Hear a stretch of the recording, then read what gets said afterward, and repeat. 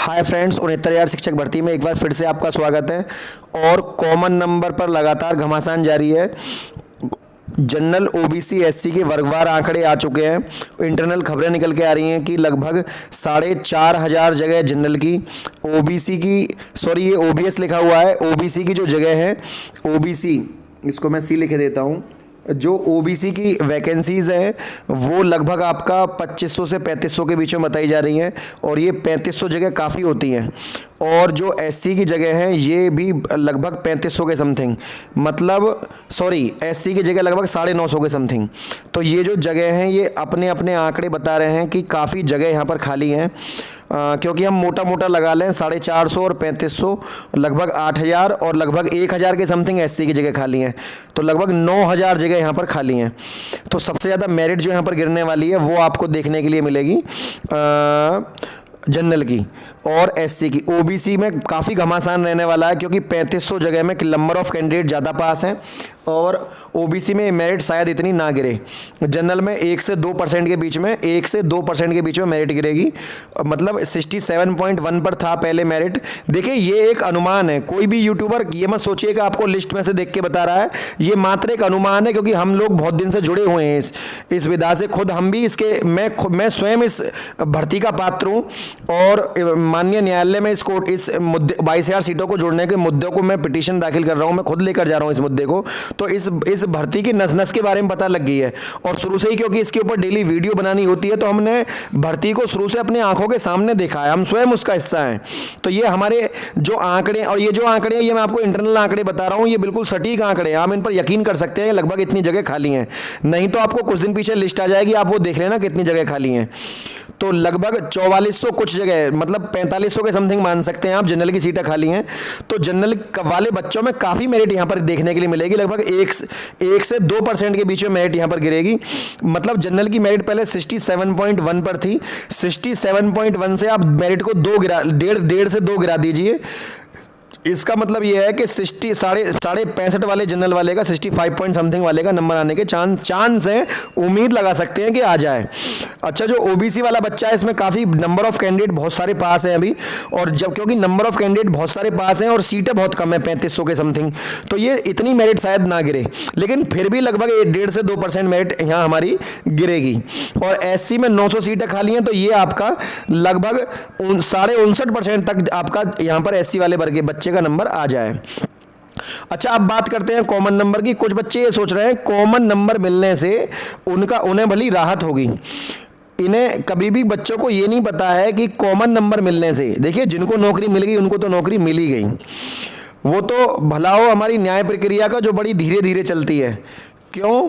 क्योंकि यदि 4th counselling से पहले यदि किसी को कॉमन नंबर मिल गए होते, तो यदि किसी बच्चे के एकेडमिक अच्छा है और किसी बच्चे का एकेडमिक अच्छा है, उसका एकेडमिक मान लीजिए 32 है या 30 है या 34 है या 30 से ऊपर है किसी का एकेडमिक, सोचिए आप, कोई सीबीएसई बोर्ड का बच्चा है, कोई बीटीसी का बच्चा है, तो किसी के एकेडमिक बहुत बढ़िया है और बाई चांस वो कॉमन नंबर मिलकर वो पास हो जाता है। तो जो कॉमन नंबर मिलकर वो अभ्यर्थी जब पास होगा, तो जो 4th काउंसलिंग में जो हो रही है, तुम्हें क्या लगता है कि वो बच्चा जो 4 नंबर मिलकर खुश हो रहा है उसका नंबर आएगा, जिसका एकेडमिक अच्छा है उसका नंबर आएगा? तो जिसका एकेडमिक अच्छा है और वो सुपर टेट में भी नंबर लेकर आया होगा, वो बाजी मार ले जाएगा वहां पे। तो 4th काउंसलिंग की सीट है वही बच्चे भर लेंगे, ठीक है ना। और ये जो बच्चे कम गुणांक के सोच रहे हैं हमें कॉमन नंबर मिलके भला होगा, तो ये इन्हें, आप देखिए कई बार सब्र का फल मीठा होता है, ठीक है ना। 4th काउंसलिंग होने के बाद यदि किसी को कॉमन नंबर, अभी देखिए अभी इस समय किसी को कॉमन नंबर बाई चांस ना मिले, है ना, क्योंकि कुछ बच्चे केवल अपने हित के बारे में सोचते हैं कि मेरा 0.1 और होता, अगर मेरा 1 नंबर और होता मेरा सिलेक्शन हो जाता, मेरे 2 नंबर होते मेरे सिलेक्शन हो जाता। ये बच्चे ये नहीं सोच रहे हैं कि तुम्हारे 2 होते, जब अगर किसी के एकेडमिक अच्छा है उसके 2 नंबर और बढ़ जाएं तो वो बच्चा कहाँ पहुँचेगा, वो आपको पीछे कर देगा और 4th काउंसलिंग में उस बच्चे का नंबर आएगा। तो ये देखिए वो भी हमारे भाई हैं, लेकिन सबसे पहली बात यह है कि इस समय कम गुणांक पर सरकार से नौकरी ले लो। सरकार से कम गुणांक पर नौकरी कैसे लगेगी? इस समय कॉमन नंबर नहीं मिला किसी को, है ना, वो चल रहा है मैटर कोर्ट में, क्योंकि सरकार का कोई नुमाइंदा वहां उपस्थित होता नहीं है। सरकार की तरफ से एजी महोदय वहां उपस्थित नहीं हुए, और ये बहुत अच्छी बात रही। क्यों? क्योंकि फोर्थ काउंसलिंग वालों के लिए अच्छी बात रही, क्योंकि कॉमन नंबर अगर किसी बच्चे का एकेडमिक अच्छा है, उसको कॉमन नंबर मिल जाते और वो बच्चा पहुंच जाता वहां भर्ती में फोर्थ काउंसलिंग में, तो वो सीट ले लेता अपनी। लेकिन इस समय क्या है, इस समय सरकार मेरिट को नीचे गिराने पर मजबूर है। क्यों? क्योंकि कॉमन नंबर वाले बच्चे नहीं है, ये तो मेरिट नीचे गिरेगी। जो सीटें खाली हुई हैं लगभग 8,000, उन पर काउंसलिंग होगी ये तो।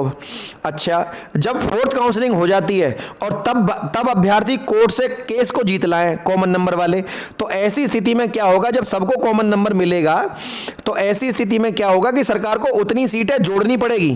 क्योंकि जज साहब का यही निर्णय होता है कि जो अभ्यर्थी कॉमन नंबर मिलने पर अगर सूची लिस्ट में आ रहा है, तो उन सबको ये जितने भी अभ्यर्थी ऐसे कॉमन नंबर मिलकर, जो जैसे कि इस समय आप सपोज करिए, इस समय जनरल की मेरिट गिर गई, सपोज करिए जनरल की मेरिट गिर गई इस समय 65 पर गिर गई, और भर्ती प्रक्रिया हो गई संपन्न, और कल को क्या होता है, कोर्ट में कॉमन नंबर और दे दिए जाते हैं सबको, 1-1, 2-2, 3-3, और वो बच्चे 65 नंबर से ऊपर हो जाते हैं। तो वो बच्चे फिर कोर्ट जाएंगे कि हमारा गुणांक भी 65 है और सरकार ने 65 वालों को नौकरी दे दी और हमें नहीं दी। तो सरकार को मजबूरी में इतनी सीटें जोड़नी पड़ेंगी अपने पास से।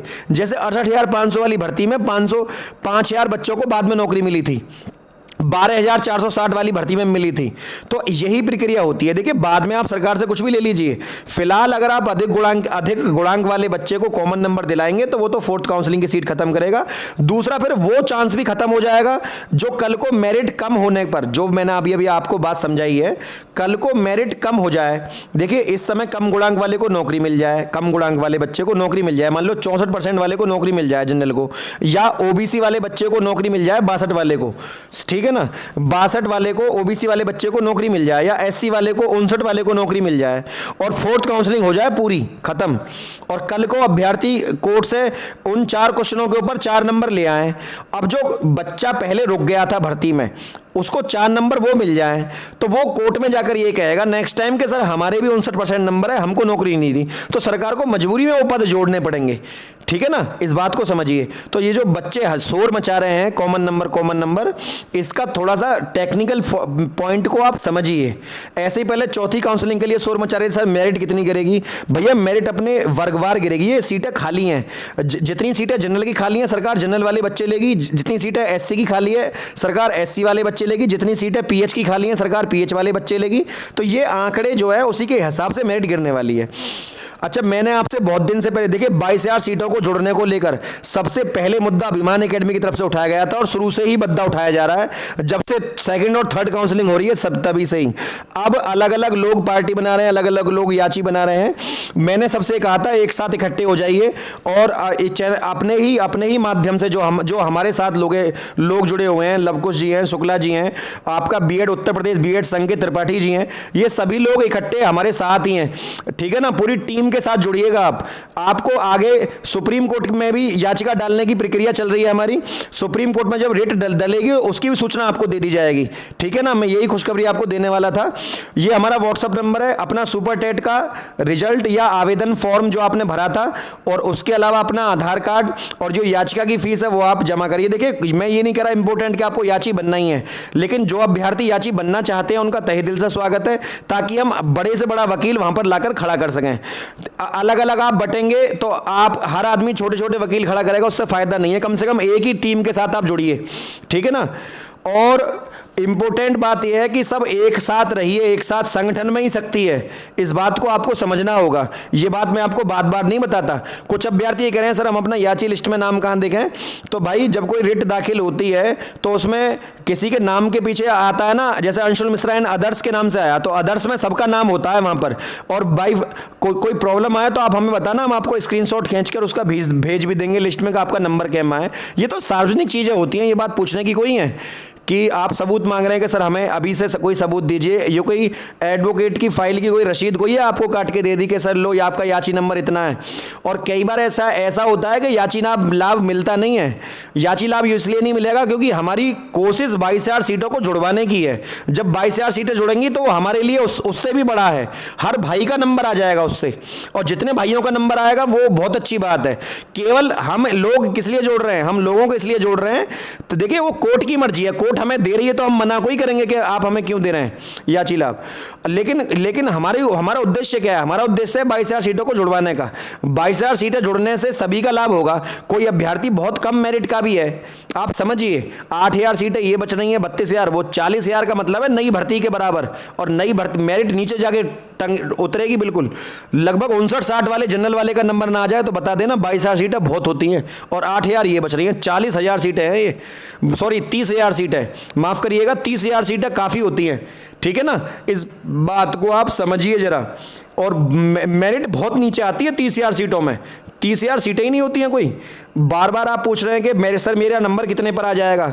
खुद शिक्षक की नौकरी के लिए आप जा रहे हैं, बार बार आप सबूत मांगते हैं हर चीज़ के कि सर मेरिट कितनी गिर जाएगी, सर आंकड़े क्या हैं, सर फाइल क्या है। मेरे भाई सब आंकड़े सरकार के पास होते हैं, सरकार के पास सॉफ्टवेयर है, सरकार को ही पता है। हम आप तो केवल आंकड़े लगाते हैं, ठीक है ना। और वो आंकड़े ज़्यादातर सटीक बैठते हैं। कारण ये है कि भर्ती का अनुभव, बहुत दिन से भर्ती को देख रहे हैं हम लोग। और ये जी मैंने आपको जनरल की 4,500, ओबीसी की 3500 और एससी की जो मैंने आपको लिस्ट बताई है लगभग 1,000 के समथिंग खाली हैं, ये भी आपको देखने के लिए मिलेंगी भर्ती में, ठीक है ना। थोड़ा 10-5 सीट ऊपर नीचे हो जाए तो मैं कह नहीं सकता, लेकिन मोटा मोटा मैं आपको बता दे रहा हूं क्या है। और भर्ती में जुड़ने के लिए नीचे व्हाट्सएप नंबर दिया हुआ, कृपया करके इस पे कॉल करके डिस्टर्ब ना करें। केवल अपना रिजल्ट भेजें, अपना फीस भेजें, अपना आवेदन फॉर्म भेजें, अपना उसमें नाम चढ़वाएं, और जयराम जी की इतना ही मोटा मोटा बात किया करें, ठीक है ना। अगर किसी को विश्वास नहीं है बिल्कुल ना जुड़े, जहां विश्वास है उस टीम के साथ जुड़ जाए, हमें कोई प्रॉब्लम नहीं है। जो हमारे ऊपर विश्वास करते हैं, हमारे साथ खड़े हो, हम उम्मीद करेंगे कि उनको जीत की पूरी तरीके से 100-200% उनको जीत मिले, ठीक है ना। क्योंकि हम जीतेंगे तो सब जीतेंगे, ये बात ध्यान रखना। यहाँ रात दिन आपके लिए मेहनत कर रहे हैं लोग, और आप जो है बेवजह अपना गुणांक पूछने में आधा समय व्यर्थ कर देते हैं। नौकरी अगर लगेगी तो घर आपके जॉइन लेटर आ जाएगा, ऐसी कोई बात नहीं है। और इतने अच्छे नसीब होते तो किसी टाटा बिरला और अंबानी के घर पैदा ना हुआ होते, ठीक है ना। थोड़ा मेहनत करनी पड़ेगी। आप ये मत सोचना कि बिना मेहनत करे नौकरी मिलने वाली है, ये तो आप सोच लीजिए।